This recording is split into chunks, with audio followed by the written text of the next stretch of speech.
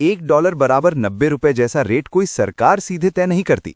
ये तय करता है मार्केट, जहां रोज बैंक, कंपनियां और इन्वेस्टर्स डॉलर और रुपया खरीदते बेचते रहते हैं। जब इंडिया को तेल, गैस, इलेक्ट्रॉनिक्स, गोल्ड जैसी चीजें दूसरे देशों से खरीदनी होती हैं, तो ज्यादातर पेमेंट डॉलर में करनी पड़ती है। इसका मतलब हमें मार्केट से बहुत सारा डॉलर खरीदना पड़ता है। जितनी ज्यादा डॉलर की डिमांड, उतना मजबूत डॉलर और रिलेटिवली कमजोर दिखेगा रुपया। अब बात करते हैं ग्लोबल गेम की। कोविड के बाद दुनिया भर के सेंट्रल बैंकों ने इकॉनमी बचाने के लिए बहुत सारा पैसा सिस्टम में डाल दिया। नतीजा, कुछ सालों बाद महंगाई यानी इन्फ्लेशन तेजी से बढ़ने लगी।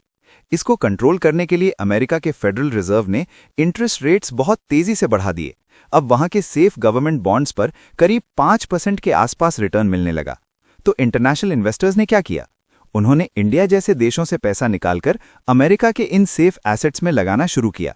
यानी दुनिया भर में लोग ज्यादा डॉलर खरीदने लगे और इसका असर यह हुआ कि बाकी करेंसियां जैसे रुपया, यूरो, येन सब तुलना में कमजोर दिखने लगी। लेकिन पूरी कहानी सिर्फ नेगेटिव नहीं है।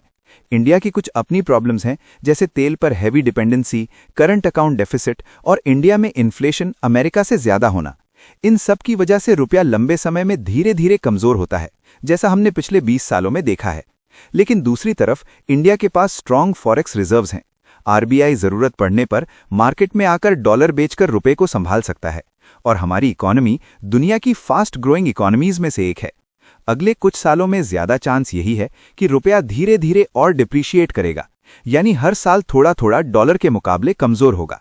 ये ऑलमोस्ट हर डेवलपिंग कंट्री में होता है, जब वहां की इन्फ्लेशन और ग्रोथ यूएस से ज्यादा होती है। रुपए को लॉन्ग टर्म में मजबूत दिखाने के लिए 3 चीजें सबसे जरूरी हैं। पहला, इंडिया ज्यादा हाई वैल्यू चीजें एक्सपोर्ट करे, जैसे मैन्युफैक्चरिंग, टेक, सर्विसेज, टूरिज्म। दूसरा, तेल और इंपोर्टेड एनर्जी पर डिपेंडेंस कम हो, सोलर, विंड और इलेक्ट्रिक व्हीकल्स बढ़ें। तीसरा, जितना हो सके किसी देश के साथ रुपये में ट्रेड बढ़े, ताकि हर चीज के लिए डॉलर पर उतनी डिपेंडेंसी ना रहे। तो क्या रुपया जीरो हो जाएगा? लगभग नहीं। जब तक इंडिया की इकोनॉमी बढ़ती रहेगी और आरबीआई रिस्पॉन्सिबल तरीके से पॉलिसी चलाएगा, तब तक कंप्लीट कोलैप्स का चांस बहुत कम है। असल सवाल ये नहीं है कि डॉलर 80 है या 90। असल सवाल ये है कि आपकी इनकम, आपकी स्किल्स और देश की प्रोडक्टिविटी कितनी तेजी से बढ़ रही है।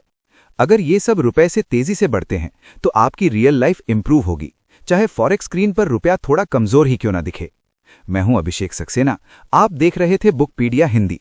अगर ये छोटा सा एक्सप्लेनर आपके काम आया हो, तो वीडियो को लाइक और शेयर जरूर करें और कमेंट में लिखकर बताएं, आपके हिसाब से रुपए को मजबूत करने के लिए सरकार को किस सेक्टर पर सबसे ज्यादा साइंस, एआई, बिजनेस, साइकोलॉजी और रियल लाइफ की सच्ची स्टोरीज। बुकपीडिया हिंदी पर हम सिर्फ बताते नहीं, हम समझाते हैं। अभी सब्सक्राइब करें और बेल आइकन दबाएं। नॉलेज जो लाइफ बदल दे।